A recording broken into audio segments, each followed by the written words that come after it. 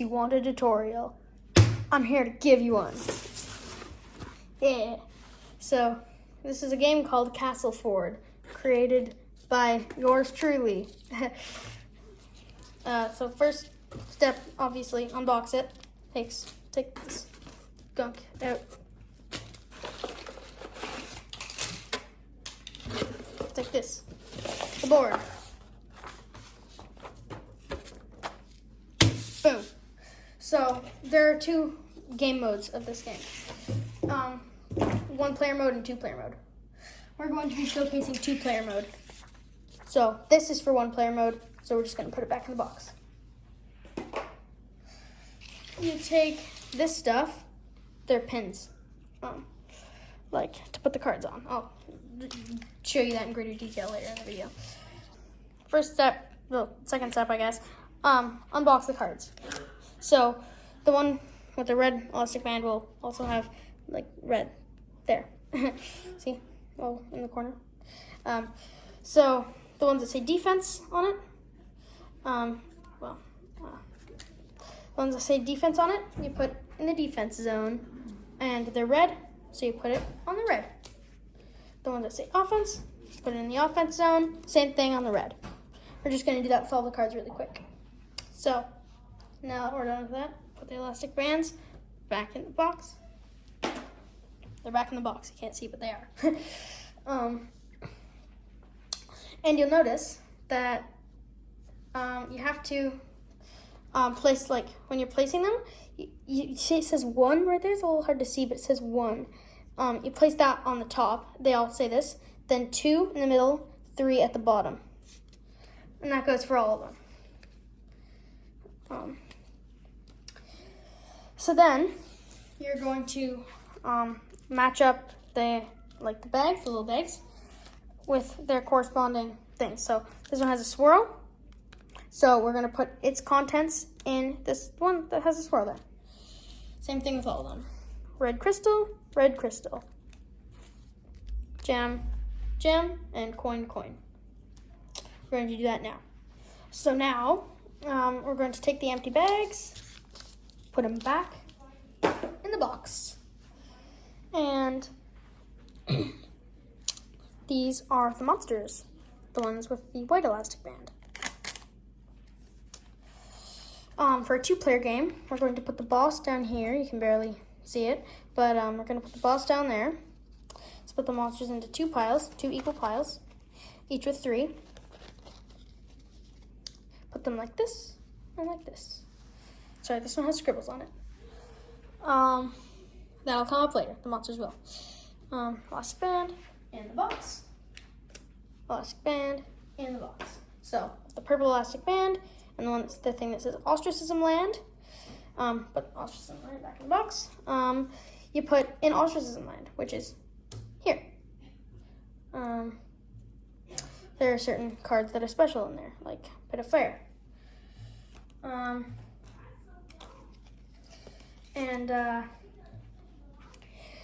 So now the game starts. So this little square in the middle, this is no man's land, okay? There are no coins that ever go there. But each player, this is player 1's zone, player 2's zone. These lines are for one player only. These lines, one player only, so ignore them. Just know that this one right here in the middle is no man's land. Don't put any coins there ever. This is player 1, and this is player 2. Now you'll notice that the bank in each player's zone can only hold up to 4 coins, but players can pool their money and buy something bigger to help each other out when they're fighting the big boss. Because the boss doesn't come in any one lane, he comes in the middle and destroys everything, and if he gets through, you lose. But if you can beat him, you get 1 red crystal. More about those later in the video. So, the start of the game, all players, both players can spend their money on the things that they like. They can pool their money if they want, but they shouldn't at this early stage. So say one player bought illusion chair. You would destroy it at the end of the wave. Now destroying is different, very different than discarding. Discarding means you put it back on the top of its stack, but illusion chair says destroy it at the end of the wave. Destroy means put it into ostracism land where it can never come back in the entirety of the game. So one player buys illusion chair. Another player could buy dagger in the ground if they wanted to, or they could buy. They can. Even player 1 can buy from both sides. Player 2 can also buy from both sides. It's not like this is player 2 and this is player 1. It's all different. It's all like the same. This is offense zone. This is defense zone. There's no players don't get dibs. So they could. Player 1 could buy illusion chair, and then they would. It costs 2. See, costs 2. Oh, and player 1 can build on both. So can player 2. It's, again, no dibs. So they put their money back in the vault or chamber or whatever, money place. So, and then player 2 could buy dagger in the ground if they wanted to. Or they could buy whatever they could buy whatever they want as long as they have the correct amount of coins. But say player 2 had 3 coins. And this goes for player 1 too. They couldn't buy illusion chair and dagger in the ground. Even though it's 2 coins and 1 coin, they have 3 coins, they can certainly buy as many things as they like, just not of the same color. They couldn't buy dagger in the ground and illusion chair because they're both green. But they could buy illusion chair and lighter. That would take up all their coins, but they could still do it because they're different colors, black and green. So, yeah. But, like I said, the red crystals, we're coming back to that. So, say you wanted to buy electrified barbed wire, right? This was not meant to be on the top of the stack. There was a little accident. Say you were to buy electrified barbed wire. It says that little toxic symbol in 1. That means you need exactly, very important, exactly 1 red crystal. If you have 0, you cannot buy it. If you have 2, you cannot buy it. But it does not expend the red crystal. And if you beat like as I said before, you get a crystal from beating the boss. But in order to beat the boss, you have to fight these. Well, they just all happen to be in the same pile, but you have to search through the decks to find them. 5/2, 4/4, water symbol, and 3/4. You'd have to fight those. Not all at the same time, just one at a time. You get to choose the order, I guess. Before you can fight the boss, the 5/5, and get the red crystal. But you do not want to do this. Important, you do not want to fight the boss. You also fight the boss when all the things are expended. All the piles are expended. So, you do not want to fight the boss early in the game because he's the boss. He is very powerful. But you can fight him whenever you want. But he gives you red crystals. And so if one said toxic 2, or whatever, toxic waste symbol 2, then you need exactly 2 crystals, not 1, not 3, not 0, but that 2 exactly. If you, like I said, if you fight the boss 4 times, you win.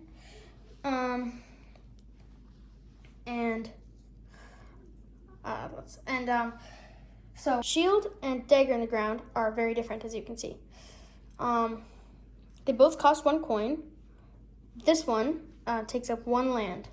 That means you can only have 3 of them in 1 lane. So 6 of them in the entire game, if you will. But shield does not say 1L. This says 1L. This one does not. So you would place it in one of these weird little like stand-up thingies. And it can go anywhere in the entire thing, and you can move it as much as you want. You cannot do that with dagger in the ground or any other thing that says 1L for one land. It is in one spot, and you choose that spot when you make it. But this, you can move as much as you like, and it does not take up any space. That's a beautiful thing.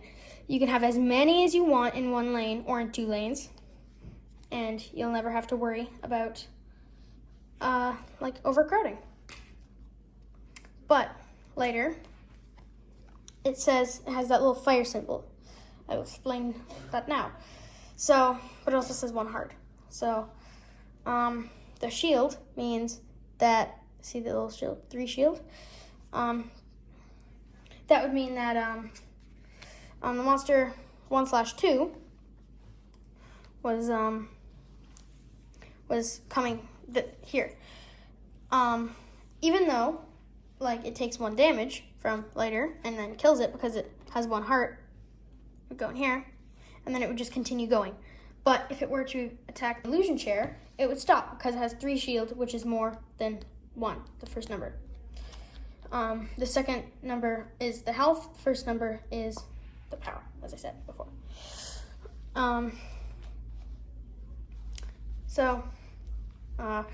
But also, the same thing would happen if it was, let's just say, Magma Bazooka. Of course, it would die. The monster would die. But the cool thing with Magma Bazooka is even if it was here, Magma Bazooka could still hit it because it says attack any monster in any lane. But this plays next to this. This would die because it says W and this says fire. W stands for wood, which cannot be next to something that has a fire. But if something were somehow able to survive Magma Bazooka, which is very hard, and then it were to get blocked by this, say this survived Magma Bazooka and killed it, then it's 2 and then a flame, which means that when it's here, at the start of every turn, it takes 3 damage. Now, this would usually not be able to survive Magma Bazooka because it has only 4 life, and this has 7 attack. But if it were to, somehow, then it would still take 2 damage at the start of every round because of that fire thing. But this has a water, right? So that means it does not get affected by the flame. So if it were to come back here, it would only take 1 damage and the flame would do nothing to it, even if it were to get blocked and stay there for 1 turn or 2 turns or whatever, because it has the water. And it would kill the lighter, and you have 3 lives in this game, and if a monster gets through with any of its attack left, like not reduced to 0 or less by the shield, and if it were to come through, it would not deal you a heart. You have 3 hearts in the game. But if it did come through and get to the end, then it would deal you 1 damage, and your life would go down to 2, no matter how much power it has. But if that happens 3 times, then you die, and if the boss comes through, you also die. And so that's how you die. You win killing the boss 4 times. I know I said that a lot, but that's how to play Castleford. So you should sabotage your like playmate or opponent, I guess, in the beginning. But in the end, you should work together because the boss comes in the middle, and if he gets through, you both die. So yeah, you kind of got to help each other when fighting the boss because you don't want to both die. But whoever's thing that they bought deals the final blow to the boss is the one that gets the red crystal. If somehow a tie comes up, you both get 1 red crystal. And that is how to play Castleford. Goodbye.